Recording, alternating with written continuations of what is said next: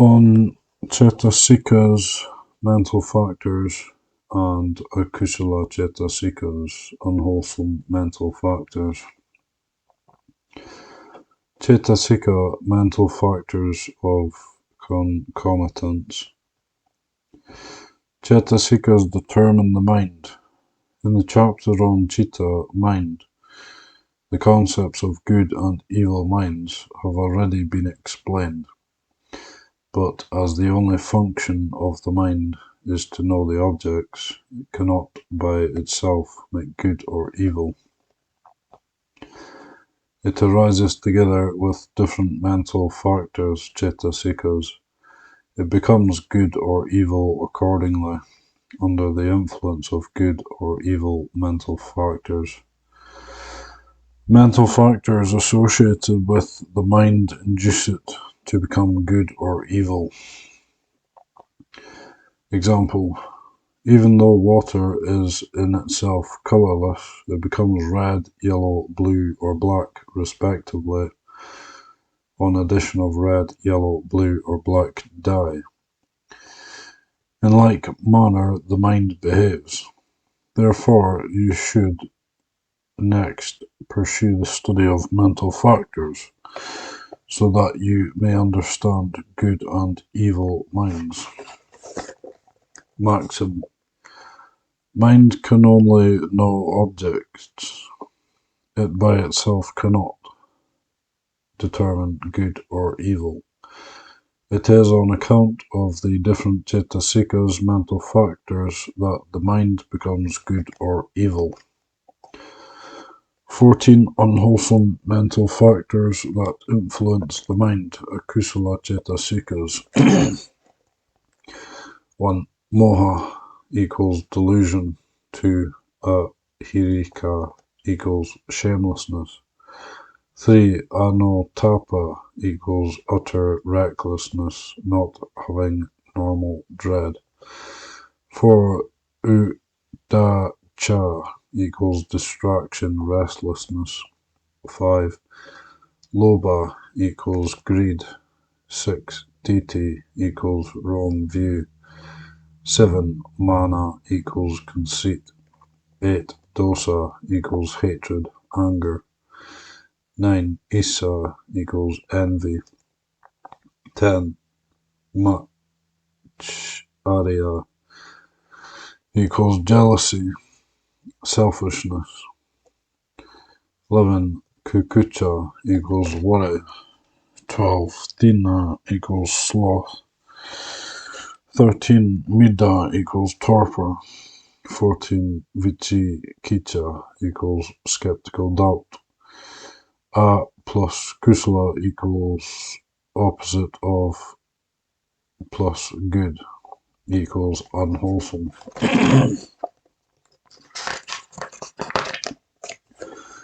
1. Moha. Two kinds of moha. Not knowing delusion is no moha.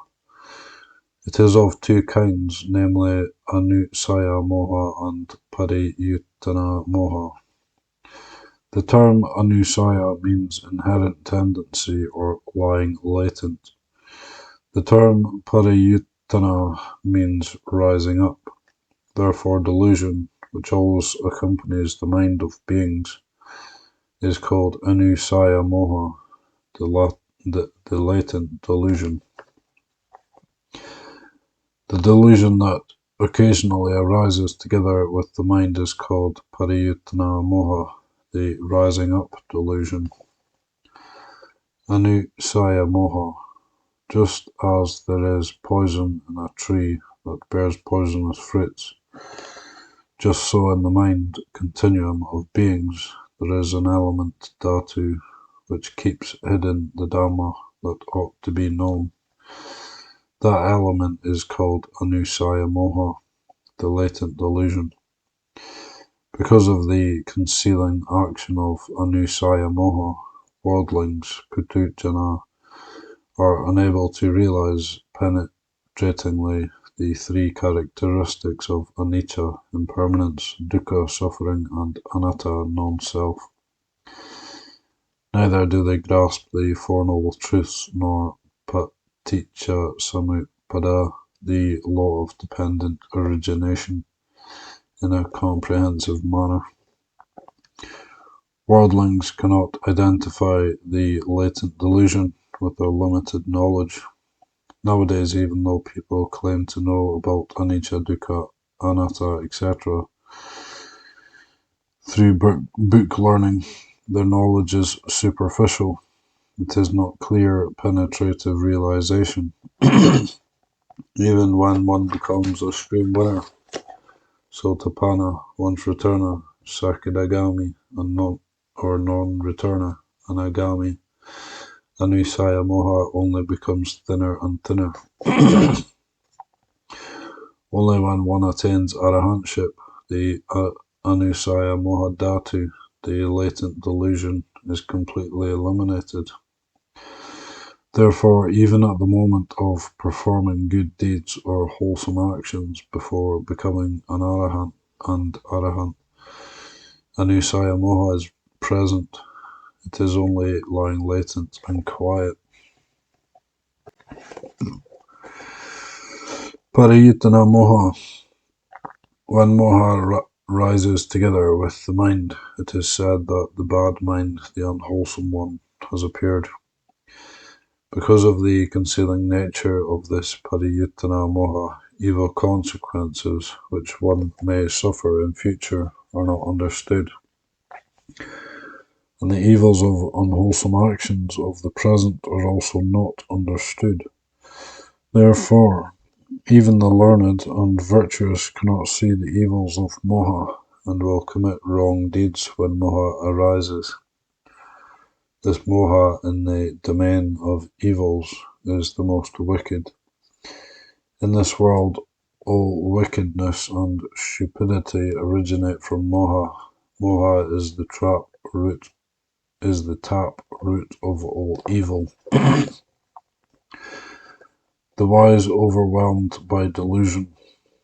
The Bodhisattva Haritaka by name, having renounced the world, abandoning his immense wealth of 80 crores of money, became a hermit and attained the great supernatural powers, jhana abhinya. Then, as the rains were heavy in the Himalayas, he came to Varanasi and stayed in the king's garden. The king of Varanasi was his old friend, who was fulfilling perfections, parami, to become the venerable Ananda. Therefore, as soon as he saw the hermit, he revered him so much that he asked him to stay in the royal garden and supported him with 4 requisites. He himself used to offer the hermit morning meals at the palace.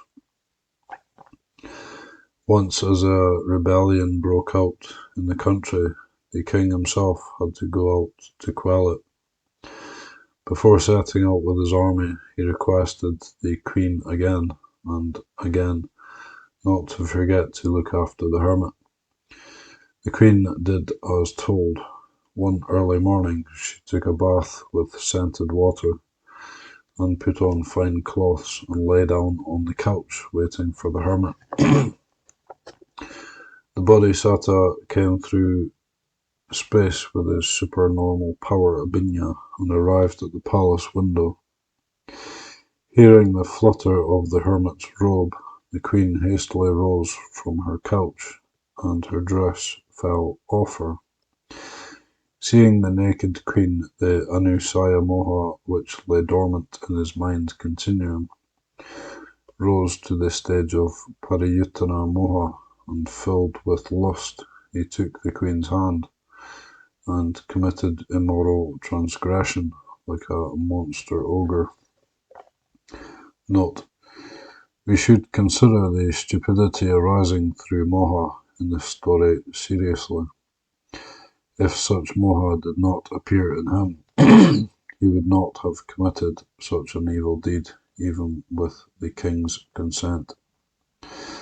but at that time, being overwhelmed by the darkness of delusion, he was unable to see the evils of deed in the present and in future existences throughout samsara, and consequently committed that improper transgression.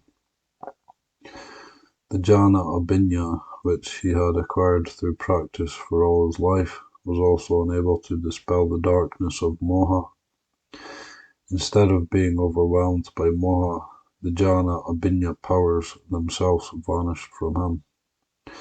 But the hermit, being already quite matured in the parami perfections, learnt a bitter lesson and greatly repented his deed on the return of the king.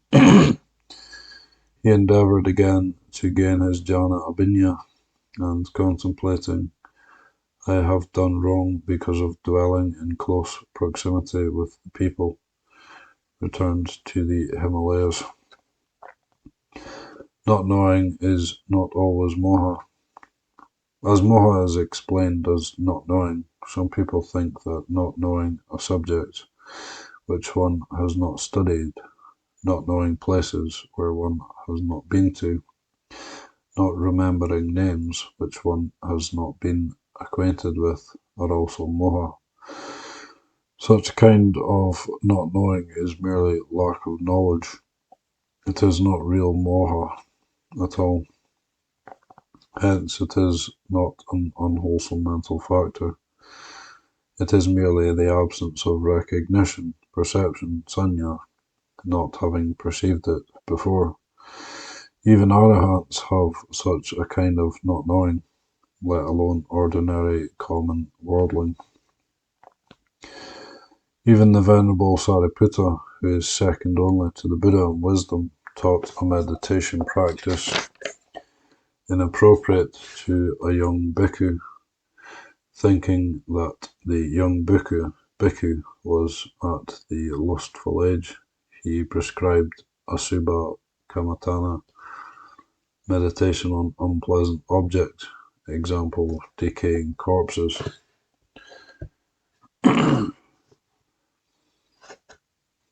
which did not go with his pupil's disposition. Even though the pupil meditated for 4 months, he could not get the slightest nimitta sign of concentration.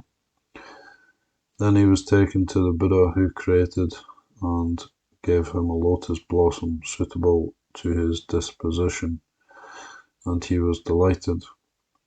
And when the Buddha showed him the lotus flower withering, he felt samvega, a religious sense of urgency.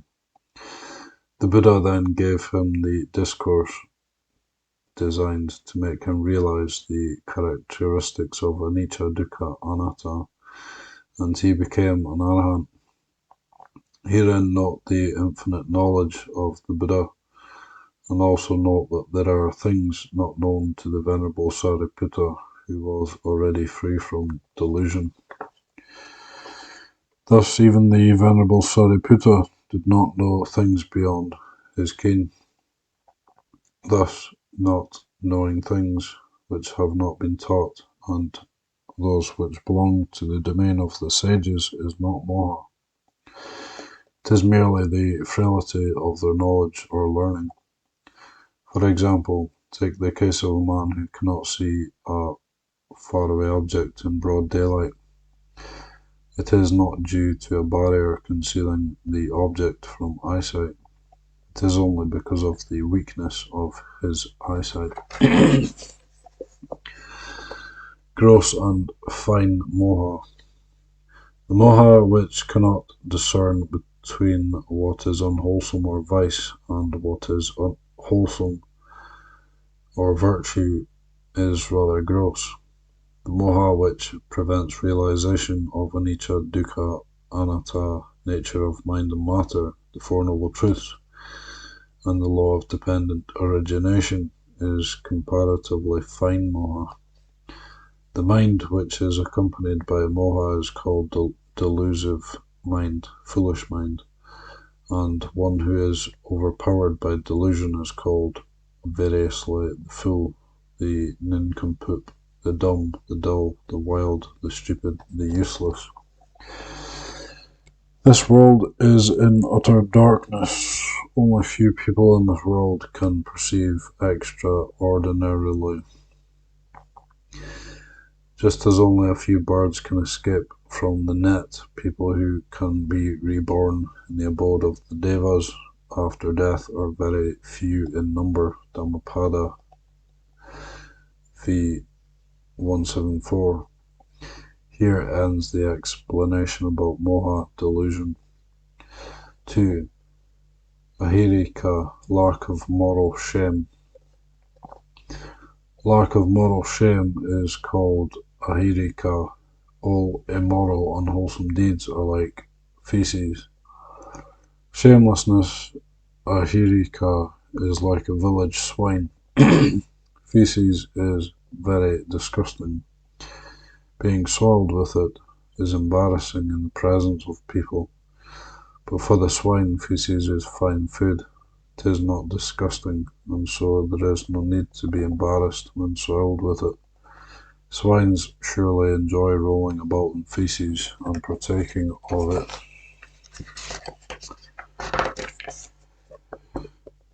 In the same way, ducharita, wrong deeds such as taking life, etc., are detestable deeds for the virtuous. Even when such deeds are committed unwittingly, it will be regarded shameful by the virtuous. But ahirika is not having detestation to do wrong deeds and not feeling ashamed of the wrong act. As a matter of fact, the shameless among themselves regard wrong deeds as something to take pride in. When moha arises, it leads to ahirika, shamelessness. So even the wise do wrong shamelessly when deluded. Therefore, those who are acclaimed to be wise should judge with their own experiences the truth of what is said. Note on the story of Haritaka. In the misbehavior of the hermit Haritaka, see previous section on moha, shamelessness is very prominent. The hermit was a holy man of the first grade virtue who had already attained abhinya, the higher knowledge. What the hermit did was a shameful act of lust committed in the presence of attendants of the queen in the upper chamber of the palace. Such a mean and degrading act was committed because of utter delusion, moha, and shamelessness, ahirika. Every unwholesome deed is shameful, not only dishonourable acts like that of the hermit, but also acts of hatred, such as abusing others, fuming and shouting, using coarse vulgar language, being puffed up with vain conceit, looking down upon others with foolish pride, decrying others in an indirect, allusive manner out of malicious envy, isa, etc., are also disgusting and shameful. Therefore, we should bear in mind that all unwholesome deeds are shameful. The mind which arises together with this ahirika, shamelessness, is called a shameless mind, and the doer of evils is called a shameless man. 3. Anotapa, lack of moral dread. Lack of moral dread is having no fear, no dread, anotapa. In other words, anotapa means devoid of moral dread. Evil deeds are like an open flame. Anotapa is like the months. In fact, the open flame is to be very much dreaded. However, moths do not think the open flame is dreadful and recklessly fly into it. Just so evil deeds cause a variety of sufferings, so they are indeed to be dreaded. But moha, delusion, conceals those resultant sufferings, and anotapa does not see them as dreadful. Those factors prompt the doing of evil deeds boldly. With regard to evil deeds, the following dangers are impending. 1.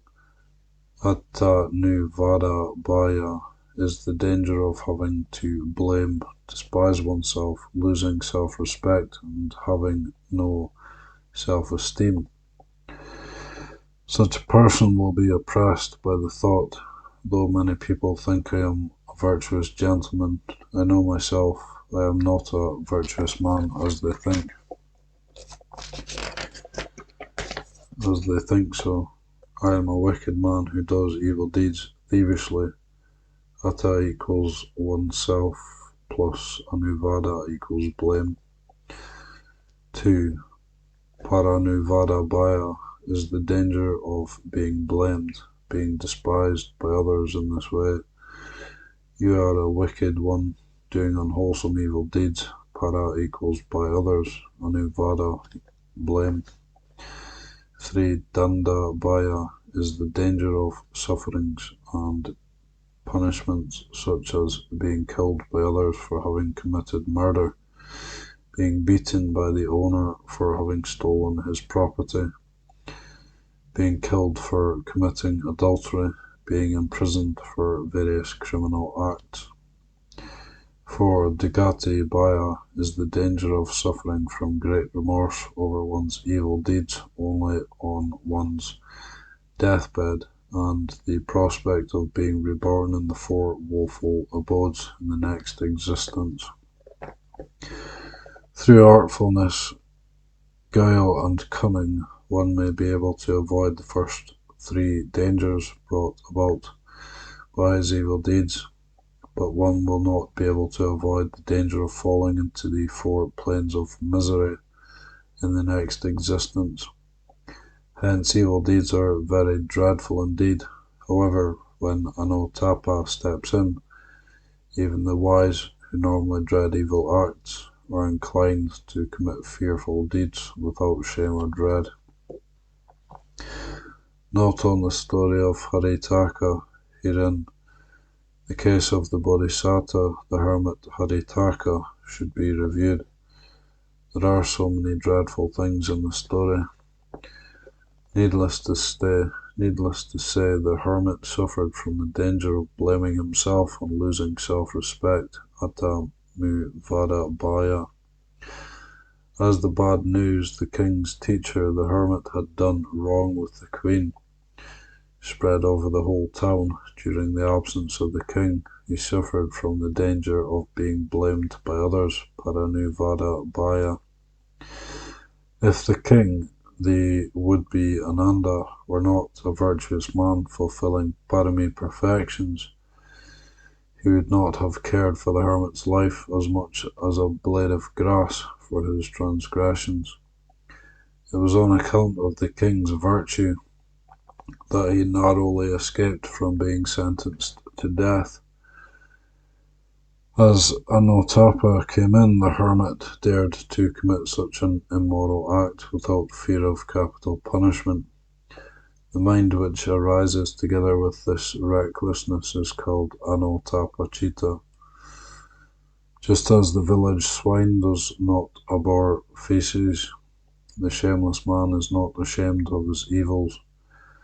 Just as the moth does not fear the open flame, the man void of otapa, dread of sin, does not fear evil deeds. From Abhidhamma. 4. Udacya, distraction, wavering. Udacya means distraction. It may also be called the unsettled state of mind, just as minute particle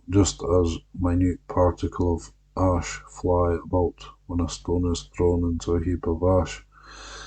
The mind which cannot rest quickly on an object, but flits about from object to object, is said to be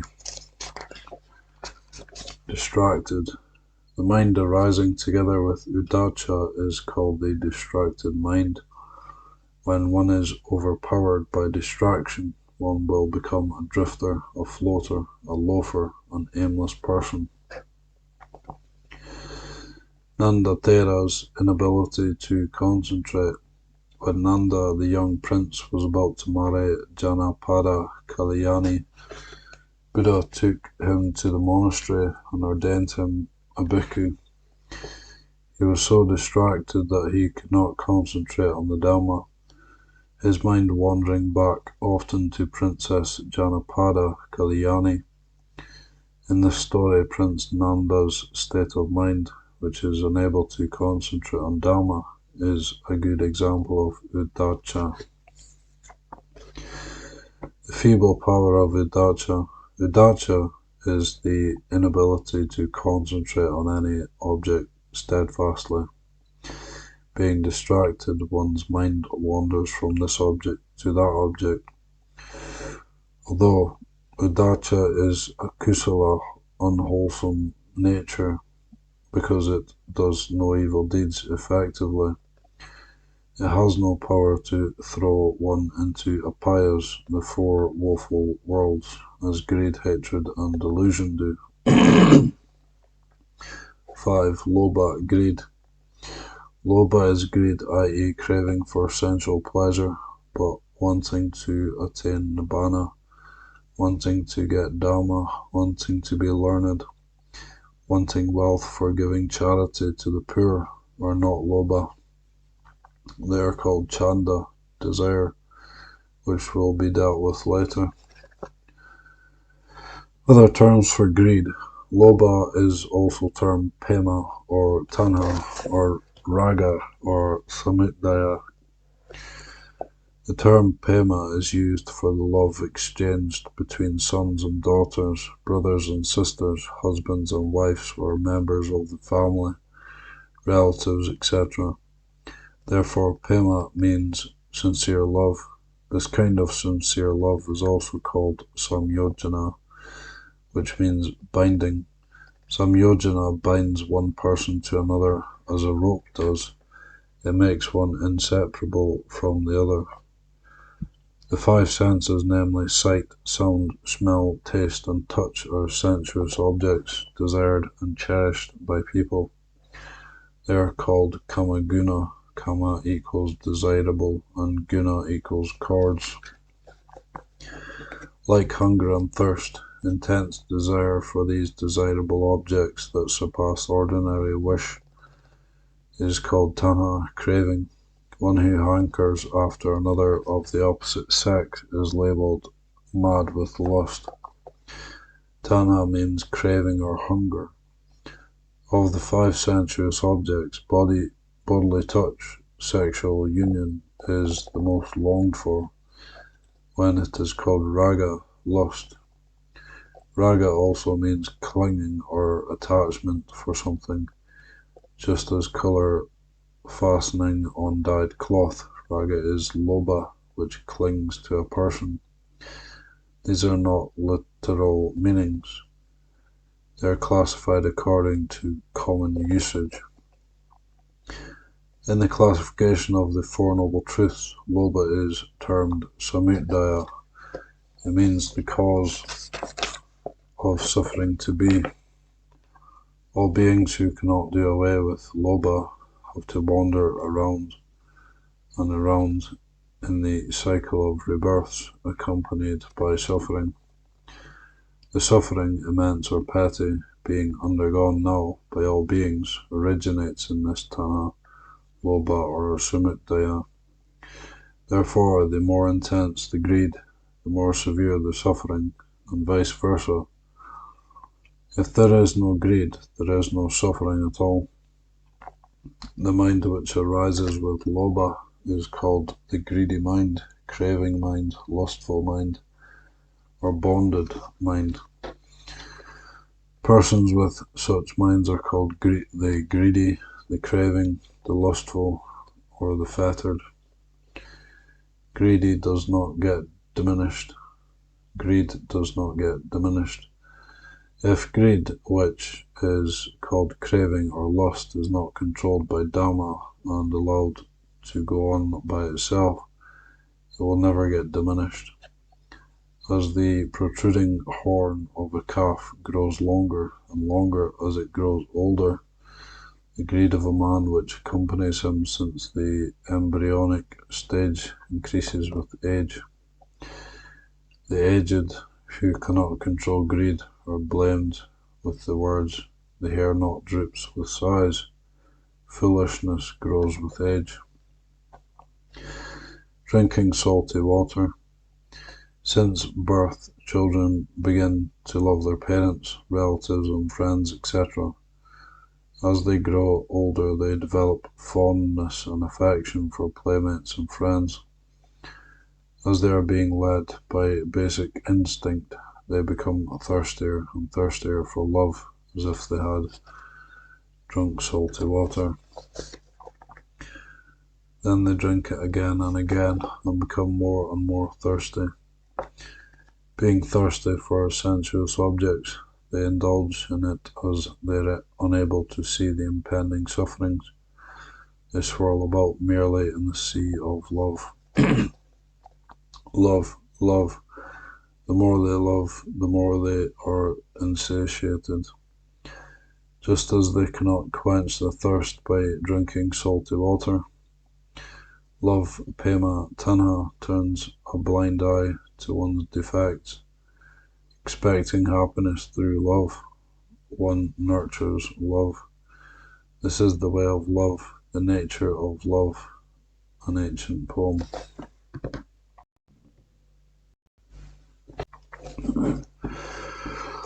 How Lobha leads to the four woeful abodes. Just as the smallest particle of a stone sinks in the water, even petty greed can lead to the four woeful worlds if not supported by wholesome deeds. Therefore, there are many people who have become pet as miserable ghosts because of attachment to one's spouse, sons, daughters, or wealth while on the deathbed. At the time of our Lord Buddha, a bhikkhu became a lice after his death because of attachment to his new robe. It is said that he was emancipated from licehood only after 7 days.